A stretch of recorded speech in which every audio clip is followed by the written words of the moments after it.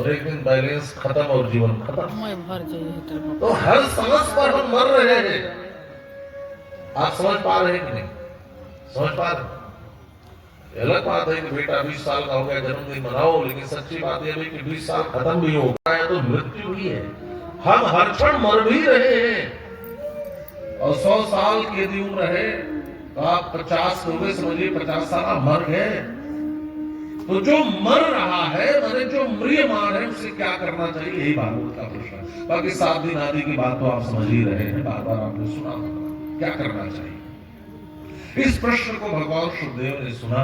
यहां से द्वितीय स्कंद की कथा आरंभ हो रही है। भगवान सुखदेव ने कहा, वरीयाने सते प्रश्न कृतो लोक हितं नृप आत्मवित् सम्मतः पुरुषां श्रोतव्यादिषु यः परः। वरीयाने सते प्रश्न, आपका प्रश्न श्रेष्ठ है। नृप का, राजन नहीं कहा, परीक्षित नहीं कहा। नृप का क्या होता है? नृप पातित नृप, पारक्षण धातु है। जो नर की रक्षा करे उसको नृप कहते हैं। आपका यह जो प्रश्न है ना, यह नर मात्र की नहीं, जीव मात्र की रक्षा के लिए है, इसलिए नृप संबोधन है। और लोक हित में आपका प्रश्न है। कोई श्रेष्ठ संत कभी व्यक्तिगत प्रश्न का उत्तर देता भी नहीं देता है। अभी एक जगह हम लोग थे, प्रश्नोत्तर का कार्यक्रम रखा गया था, रखना भी चाहिए, बहुत से प्रश्न होते हैं। तो उसको कुछ अच्छे प्रश्न आ रहे थे। भैया कहे कि महाराज जी कमर में दर्द रहता है, तो हमने कहा आपसे ज्यादा दर्द है। तो संतों के पास जाकर व्यर्थ का प्रश्न मत करो। बात समझ में आ रही है? ये कथा चल रही थी, महोदय बहुत आगे दिल्ली विराट सिनेमा पार्क में, तो आगे खूब सिर हिलाए। मुझे लगा कि सबसे अच्छे श्रोता है। जब कथा पूरी होगी तो कहीं महाराज एक प्रश्न पूछा, हमने पूछ ली थी 7वें दिन हो गए। उन्होंने कहा कि मेरी फैक्ट्री कैसे चलेगी। मैंने कहा फैक्ट्री चलाने आती तो मैं कथा क्यों करता। फैक्ट्री चला, इसका मतलब ऐसा व्यर्थ के प्रश्न है। कभी भी अच्छे संत के पास जाकर मत पूछो, ये पूछो भक्ति कैसे बढ़ेगी, भगवान के चरणों में प्रेम कैसे होगा, जीवन सार्थक कैसे होगा, ऐसे प्रश्न होने चाहिए। संतों का क्षण अण का कण दोनों महत्वपूर्ण होता है, दोनों को बर्बाद मत करना।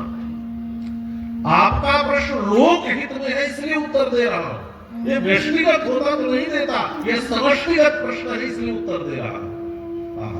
देखो राजन, निद्रया ह्रियते नक्तम व्यवायेन च वावयः दिवाचार्थे राजन कुटुंब भरणेन च। लोग करते क्या है, दिन कमाने में बिता देते हैं, रात सोने में बिता देते हैं। जन्म लेने का लाभ किसने पाया? का अंतिम समय में जिसके स्मरण में नारायण हो। जन्म लाभ पर पुरुषाम अंते नारायण स्मृति। अंतिम समय में जिसके स्मरण में नारायण हो। आजकल कोई मरने वाला होता है तो लोग घेर कर खड़े हो जाते हैं, घेर लेते हैं। दादाजी मुझे पहचानो, दादाजी मैं पटना वाली बेटी, मैं बनारस वाली बहू, मैं दिल्ली वाला बेटा। ये लोग पता है, अरे मरने वाले को भी लोग संसार की याद दिलाते हैं। कोई हमें कहता दादाजी सीताराम बोलो, दादाजी राधा कृष्ण बोलो, दादाजी श्रीमन नारायण, ना मुझे पहचानो। अरे जीवन भर तो तुम्ही को पहचाने, अब तो उनसे पहचान कर लेने दो। जन्म सार्थक किसका है?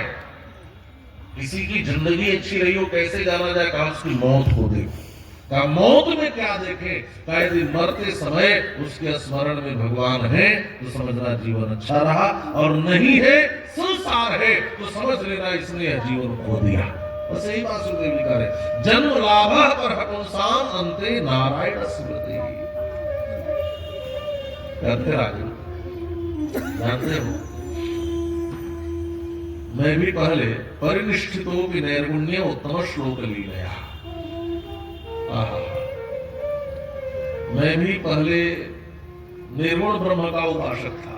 अपनी बात कह रहे, देखो वक्ता भी कभी कभी अपने हृदय की बात कहता है।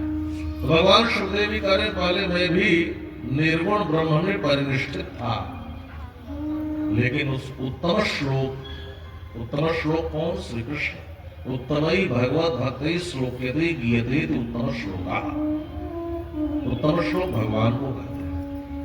उस श्री कृष्ण की लीला ने मुझे अपनी ओर खींच लिया और अधीतवान द्वापर आदो पितुर द्वैपायनान्तरम।